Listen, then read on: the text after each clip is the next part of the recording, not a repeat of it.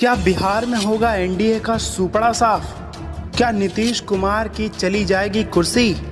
क्या प्रवासी मजदूर निकालेंगे बिहार में अपना बदला?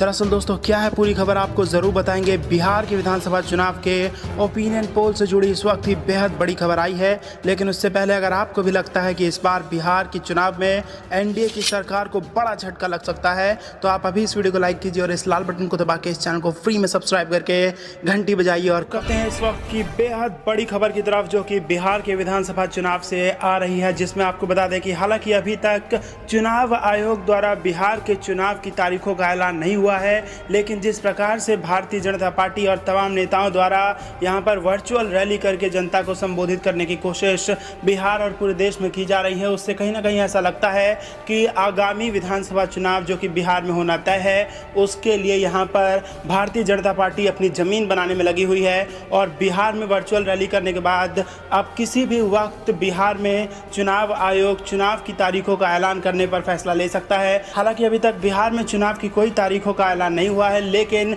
इसी बीच बिहार में सियासी माहौल गर्म है। और इसी बीच आपके अपने चैनल द पॉलिटिकल क्रांति ने जब एक सर्वे कराया तो चौंकाने वाला नतीजा सामने आया। वो नतीजा हम आपको जरूर दिखाएंगे, लेकिन दोस्तों आपको बता दें कि यहाँ पर बिहार में एनडीए की सरकार का सुपड़ा साफ होते नजर आ रहा है और बड़ा झटका नीतीश कुमार को इस बार विधानसभा चुनाव में लग सकता है। और दोस्तों इसके कारणों को अगर हम खंगालें तो सबसे पहला और बड़ा कारण निकल के आता है प्रवासी मजदूर। जी हाँ दोस्तों, आपको बता दें कि लॉकडाउन के दौरान जिस प्रकार से कठिनाइयों का सामना प्रवासी मजदूरों को पूरे देश में करना पड़ा, उसका गुस्सा कहीं ना कहीं बिहार के चुनाव में सबसे पहला मौका प्रवासी मजदूरों को मिल सकता है कि वो यहाँ पर अपना गुस्सा यहाँ पर दर्ज करा सकें, और जिसका नुकसान नीतीश और एनडीए की सरकार को झेलना पड़ सकता है। और दोस्तों जो दूसरा बड़ा कारण माना जा सकता है नीतीश कुमार के मुश्किलें बढ़ाने वाला, वो ये है कि जो 2015 में चुनाव हुआ था उसमें जिस प्रकार से आरजेडी और जेडीयू ने गठबंधन करके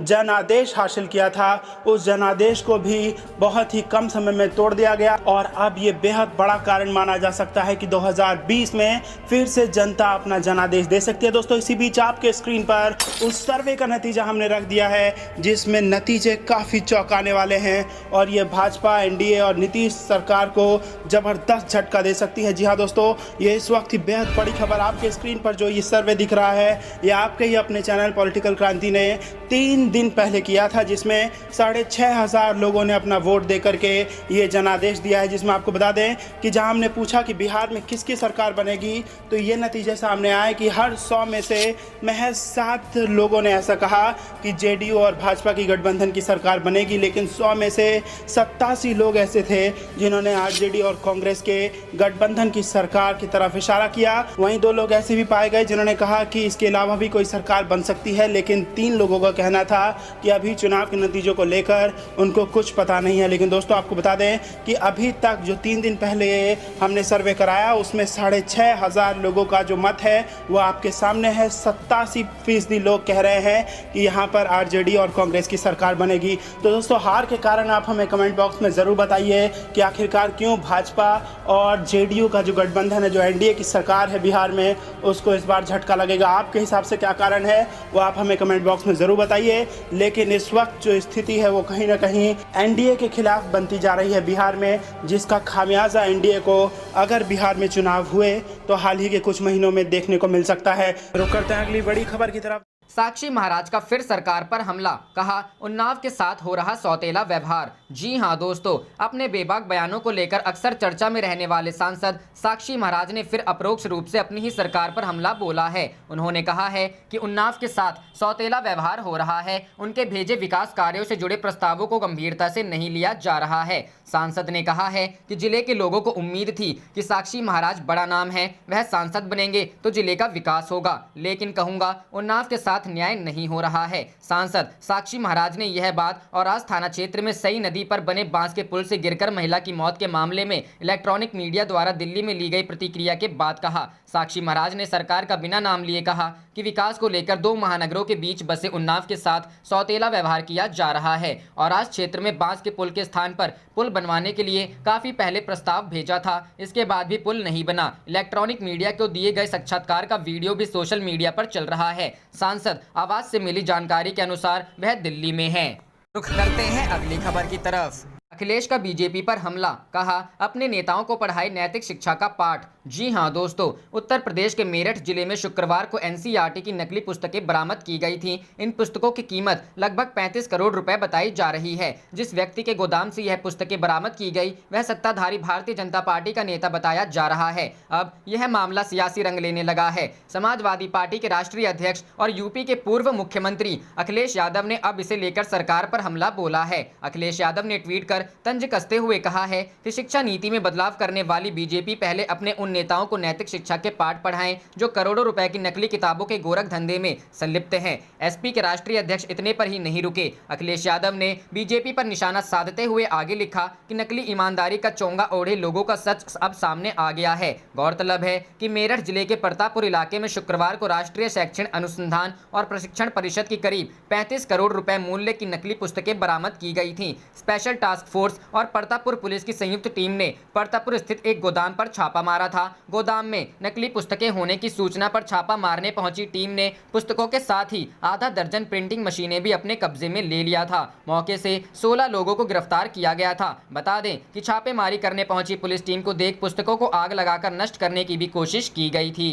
रुख करते हैं अगली खबर की तरफ। राज्य आजीविका मिशन में करोड़ों का घोटाला, बिना लाइसेंस गरीबों का बीमा कर ठगी करने का आरोप। जी हां दोस्तों, राज्य आजीविका मिशन में करोड़ों रुपए के घोटाले का मामला सामने आया है। इस मामले में बिना लाइसेंस के गरीबों का बीमा कर ठगी करने का बड़ा आरोप लगा है। कांग्रेस ने सरकार से एफआईआर दर्ज कर न्यायिक जांच की मांग की है। वहीं बीजेपी का कहना है कि कांग्रेस के पास झूठ बोलने के अलावा कुछ काम नहीं है। दरअसल मध्य प्रदेश में आजीविका मिशन के तरह एक बीमा कंपनी बना ली गई, जबकि बीमा कंपनी बनाने के लिए IRDA के अनुमतियां लगती हैं, बकायदा लाइसेंस मिलता है। आरोप है कि आजीविका मिशन के कार्यपालन अधिकारी एलन बेलवाल ने आजीविका मिशन का मूल काम छोड़कर CBMII नाम की एक बीमा योजना बना ली। इस योजना में गांव में रहने वाले अनुसूचित जाति, जनजाति और स्व सहायता समूह की गरीब महिलाओं का बीमा किया गया और 1 करोड़ 73 लाख रुपए बीमा के नाम पर गरीबों से एकत्रित किया गया, लेकिन 179 लोगों को ही दावा राशि दी गई। कांग्रेस प्रदेश प्रवक्ता भूपेंद्र गुप्ता ने तमाम सबूतों और दस्तावेजों के साथ सवाल उठाए हैं कि क्या बीमा का कार्य कोई भी व्यक्ति योजना बनाकर शुरू कर सकता है? क्या जाली कंपनी बनाकर इस काम को अमल में लाया जा सकता है या इसके लिए बीमा रेगुलेटरी अथॉरिटी की अनुमति एवं लाइसेंस जरूरी है? भूपेंद्र गुप्ता ने कहा कि सरकार को यह स्पष्ट करना चाहिए कि एलएम बेलवाल को बीमा कंपनी शुरू करने की अनुमति क्या मध्य प्रदेश सरकार ने दी है? इस तरह की अनुमति क्या केंद्र सरकार ने दी है या इस तरह की अनुमति इंश्योरेंस रेगुलेटरी अथॉरिटी ने दी है? अगर नहीं तो यह चिट फंड कंपनी चलाने जैसा मामला है। इसमें जिन बीमाधारियों का पैसा लगाया गया है वह पैसा मैं ब्याज के वापस लौटाया जाना चाहिए। अगर बिना अनुमतियों के कार्य शुरू हुआ तो क्या एक शासकीय अधिकारी द्वारा अवैधानिक रूप से इस तरह के काम करने के लिए 820 का मुकदमा दायर किया जाना चाहिए? क्या इस तरह का बीमा करने के लिए मध्य प्रदेश की कैबिनेट ने कोई फैसला लिया है या अनुमति जारी की है? यह सारी बातें स्पष्ट होना चाहिए। लगभग 1 लाख लोगों से यह पैसे लिए गए और 200 लोगों को भी दावों की राशि नहीं मिली। रुख करते हैं अगली खबर की तरफ। मेरठ में 35 करोड़ की फर्जी किताबें छापने का भंडाफोड़, आरोपी बीजेपी नेता फरार। जी हां दोस्तों, मेरठ के प्रतापपुर में एनसीईआरटी की नकली किताबें छापने के मामले ने तूल पकड़ा तो मुख्य आरोपी सचिन गुप्ता के चाचा संजीव गुप्ता को बीजेपी से निलंबित कर दिया गया। संजीव गुप्ता बीजेपी के महानगर उपाध्यक्ष थे। फर्जी किताब छापने के इस मामले में बड़ी कार्रवाई करते हुए महानगर बीजेपी अध्यक्ष मुकेश सिंघल ने निलंबन पत्र जारी किया। वहीं इस मामले में 8 लोगों के खिलाफ मुकदमा दर्ज कर लिया गया है, जिसमें से 4 लोग गिरफ्तार हैं और मुख्य आरोपी सचिन गुप्ता, संजीव गुप्ता सहित 4 लोग अभी पुलिस की पकड़ से बाहर हैं। प्रिंटिंग प्रेस के बाहर लगा था संजीव गुप्ता का बोर्ड। थाना प्रतापपुर पुलिस और एसटीएफ की टीम द्वारा संयुक्त रूप से ये कार्रवाई की गई है। मेरठ पुलिस और एसटीएफ की संयुक्त टीम की बड़ी कार्रवाई में लगभग 35 करोड़ की अवैध तरीके से छापी जा रही एनसीईआरटी की किताबें पकड़ी गई थी। पुलिस और एसटीएफ अभी भी कार्रवाई कर रही है। अमरोहा के गजरौला में भी छापेमारी कर बड़ी मात्रा में अवैध किताबें पकड़ी गई हैं। जिस प्रिंटिंग प्रेस पर छापा डाला गया था और प्रिंटिंग मशीनों को सील किया था, वहां पर बीजेपी के महानगर उपाध्यक्ष संजीव गुप्ता का बोर्ड लगा था। मेरठ के सपा जिलाध्यक्ष ने एक बयान जारी कर भी बीजेपी के नेताओं को भी इस मामले में गिरफ्तारी की मांग की है।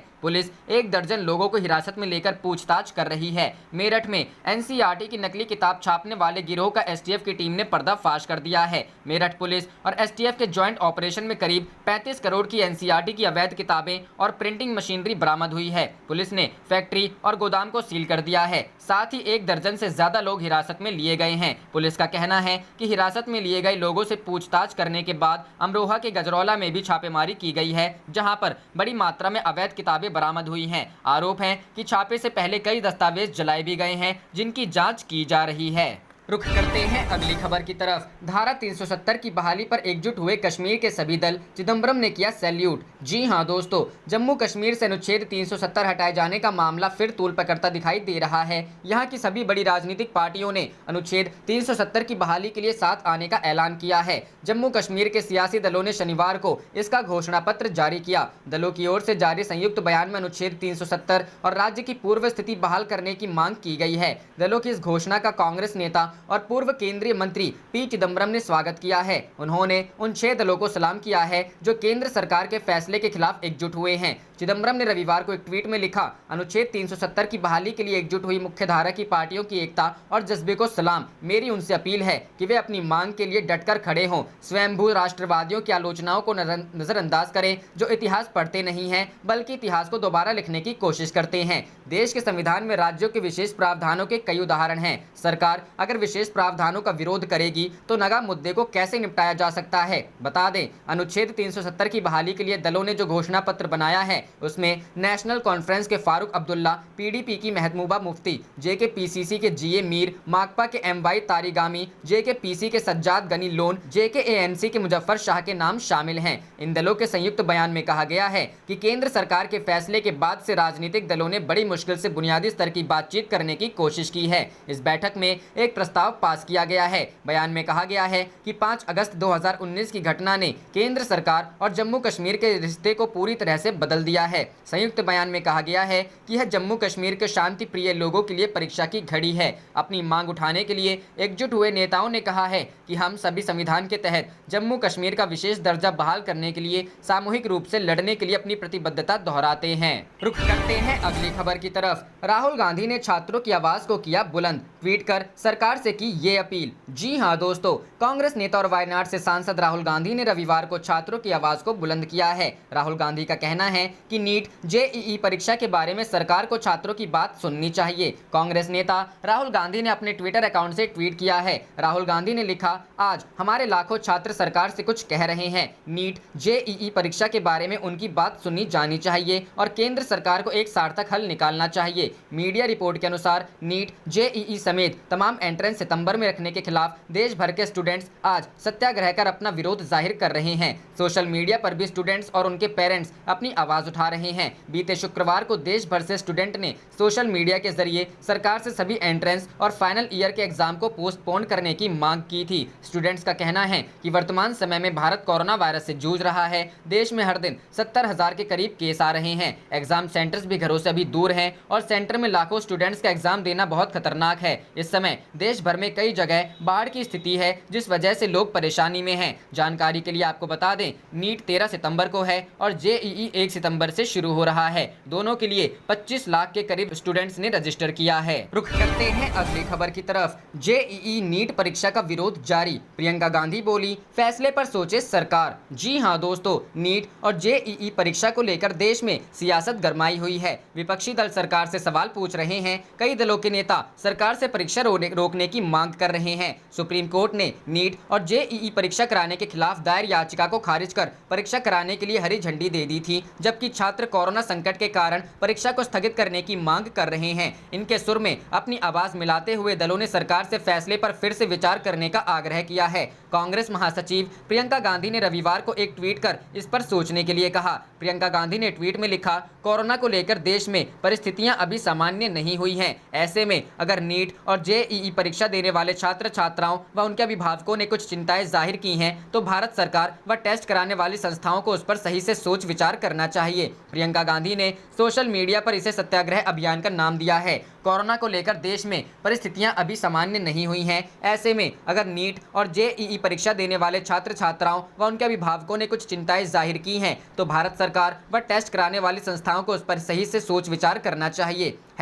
#सत्याग्रह_अगेंस्ट एग्जाम इन कोविड। इससे पहले राहुल गांधी ने भी ऐसी ही मांग उठाई। उन्होंने एक ट्वीट में लिखा, आज हमारे लाखों छात्र सरकार से कुछ कह रहे हैं। नीट जेईई परीक्षा के बारे में उनकी बात सुनी जानी चाहिए और सरकार को एक सार्थक हल निकालना चाहिए। केंद्र सरकार को नीट जेईई परीक्षा को लेकर छात्रों के मन की बात सुननी चाहिए और एक सार्थक समाधान निकाला जाना चाहिए। आज हमारे लाखों छात्र सरकार से कुछ कह रहे हैं। नीट जेईई परीक्षा के बारे में उनकी बात सुनी जानी चाहिए और सरकार को एक सार्थक हल निकालना चाहिए। जेईई और नीट परीक्षा के मुद्दे पर 25 अगस्त के बाद 2 मीटिंग होनी है। यह मीटिंग शिक्षा मंत्री आयोजित करेंगे। ऐसी भी खबरें आ रही हैं कि शिक्षा मंत्रालय परीक्षा को टाल सकता है।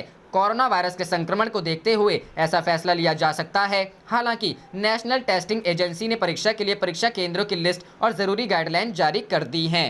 रुख करते हैं अगली खबर की तरफ। बिहार विधानसभा चुनाव 2020 को टालने के लिए सुप्रीम कोर्ट में याचिका। जी हां दोस्तों, बिहार में कोरोना महामारी और बाढ़ की स्थिति के मद्देनजर बिहार विधानसभा चुनाव 2020 पर रोक लगाने के लिए सुप्रीम कोर्ट में याचिका दायर की गई है। इस याचिका पर अगले हफ्ते सुनवाई होने की संभावना है। याचिका में सर्वोच्च न्यायालय से बिहार के कोरोना और बाढ़ से पूरी तरह मुक्त होने तक चुनाव के लिए अधिसूचना जारी नहीं करने का निर्देश चुनाव आयोग को देने का आग्रह किया गया है। मुजफ्फरपुर के अविनाश ठाकुर की ओर से यह याचिका दायर अधिवक्ता नीरज शेखर ने दायर की है। अधिवक्ता की ओर से दायर याचिका में बताया गया है कि याचिकाकर्ता को विभिन्न अखबारों से पता चला है कि राज्य निर्वाचन आयोग तय समय पर ही चुनाव कराने को लेकर अक्टूबर में अधिसूचना जारी कर सकती है। चुनाव आयोग की गाइडलाइंस के बाद चर्चा गर्म। दरअसल शुक्रवार को भारत निर्वाचन आयोग ने कोरोना काल में चुनाव कराने संबंधी गाइडलाइंस जारी की थी। इसी के बाद लोग चर्चा कर रहे हैं कि बिहार विधानसभा चुनाव तय समय पर ही होगा। हालांकि चुनाव आयोग की तरफ से इस बारे में कोई आधिकारिक घोषणा नहीं हुई है। बिहार की सभी विपक्षी पार्टियां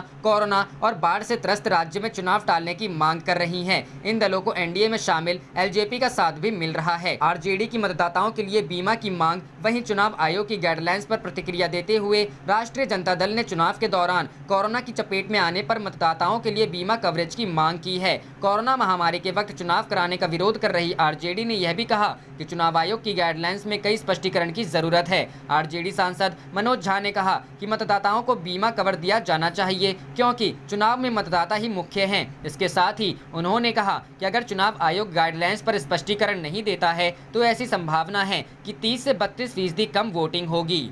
रुख करते हैं अगली खबर की तरफ। मंगल पांडे के कार्यक्रम में जेडीयू कार्यकर्ताओं ने किया हंगामा, जमकर की नारेबाजी। जी हां दोस्तों, इस वक्त एक बड़ी खबर सीवान से सामने आ रही है, जहां स्वास्थ्य मंत्री मंगल पांडे के कार्यक्रम में जेडीयू के समर्थकों ने जमकर हंगामा किया है। जेडीयू के कार्यकर्ताओं ने कार्यक्रम स्थल पर जमकर नारेबाजी की है। उन्होंने इस कार्यक्रम में जेडीयू के विधायक का नाम पोस्टर पर नहीं होने के कारण नाराजगी व्यक्त की है। मामला सीवान जिले के महाराजगंज इलाके का है, जहाँ जीएनएम और पैरामेडिकल ट्रेनिंग कॉलेज के साथ साथ हॉस्टल के लोकार्पण कार्यक्रम में जेडीयू के कार्यकर्ताओं ने बिहार के स्वास्थ्य मंत्री मंगल पांडे के कार्यक्रम का जमकर विरोध किया है। दरअसल इस कार्यक्रम के उद्घाटन के लिए जो पोस्टर मंच पर लगाया गया था, उस पर स्वास्थ्य मंत्री मंगल पांडे के साथ साथ भाजपा सांसद जनार्दन सिंह सिग्रीवाल, जेडीयू सांसद कविता देवी और दरौंदा विधायक करणजीत सिंह उर्फ व्यास सिंह का ही नाम था। जबकि महाराजगंज विधायक हेम नारायण शाह के क्षेत्र में कार्यक्रम होने के बावजूद भी उनका नाम पोस्टर पर नहीं था। महाराजगंज सीट से जेडीयू विधायक हेम नारायण शाह का नाम पोस्टर पर नहीं होने के कारण ही उनके समर्थकों ने कार्यक्रम स्थल पर हंगामा किया है।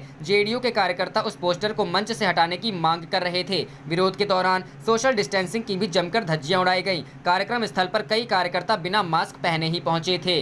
रुख करते हैं अगली खबर की तरफ। आरजेडी की मांग, बिहार चुनाव से पहले सभी मतदाताओं का कराया जाए बीमा। जी हां दोस्तों, कोरोना वायरस महामारी के बीच इस साल बिहार चुनाव अक्टूबर-नवंबर में सूचीबद्ध हैं। ऐसे में बिहार चुनाव को लेकर चुनाव आयोग की तरफ से जारी गाइडलाइंस पर प्रतिक्रिया देते हुए राष्ट्रीय जनता दल ने चुनाव के दौरान कोरोना की चपेट में आने पर मतदाताओं के लिए बीमा कवरेज की मांग की है। कोरोना महामारी के वक्त चुनाव कराने का विरोध कर रही आरजेडी ने यह भी कहा कि चुनाव आयोग की गाइडलाइंस में कई स्पष्टीकरण की जरूरत है। समाचार एजेंसी एएनआई से बात करते हुए आरजेडी सांसद मनोज झा ने कहा कि मतदाताओं को बीमा कवर दिया जाना चाहिए, क्योंकि चुनाव में वही मुख्य है। अगर चुनाव आयोग गाइडलाइंस पर स्पष्टीकरण नहीं देता है तो ऐसी संभावना है कि 30 से 32% कम वोटिंग होगी। बीजेपी के राज्यसभा सांसद विवेक ठाकुर ने कहा, चुनाव आयोग सुझाव को हर संभव तरीके से देख रहा है और मतदाताओं को कोविड-19 संक्रमण से सुरक्षित रखने के लिए कई नए फैसलों में अमल में लाया जाएगा। नए बूथ जोड़े जा रहे हैं ताकि एक जगह पर काफी तादाद में लोग एकजुट ना हो पाएं।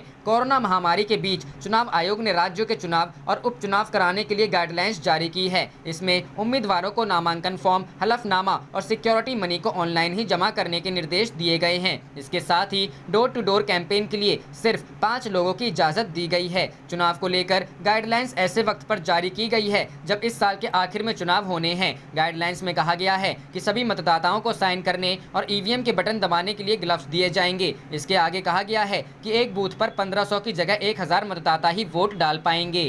आप देख रहे थे आपका अपना चैनल जय हिंद जय भारत।